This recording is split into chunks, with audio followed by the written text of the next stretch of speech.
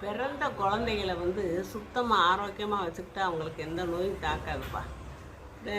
குழந்தைய மலஞ்சாலம் கழிச்சா அப்படியே துணியில் தொடச்சிட்டு விட்டுறாங்க. அப்படி செய்யக்கூடாது. அது கிருமி தாக்கம் ஏற்படும். அப்புறம் டயாப்பர் வைப்பாங்க, அதுவும் வைக்கக்கூடாது. குழந்தைகளுக்கு சாதாரணமாக துணியை போட்டு படுக்க வைக்கணும்.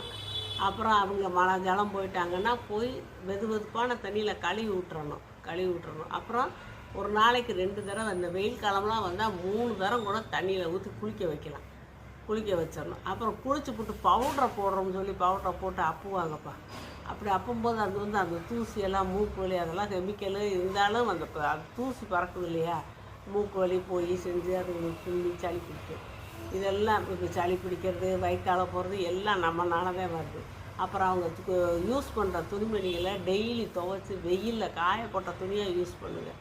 அவங்களுக்கு நோய் தாக்கமே இருக்காது. அவங்க பாட்டில் நல்லா வளருவாங்க. ஒரு 6 மாதம் வரைக்கும் நீங்கள் தாய்ப்பாலை கொடுத்தீங்கன்னா குழந்தைங்க நல்லா தளன்னு வளருவாங்க. எந்த பிரச்சனையும் இருக்காது. நீங்கள் ஆஸ்பத்திரிக்கு போக வேண்டிய அவசியம் இல்லை, தடுப்பூசியை தவிர.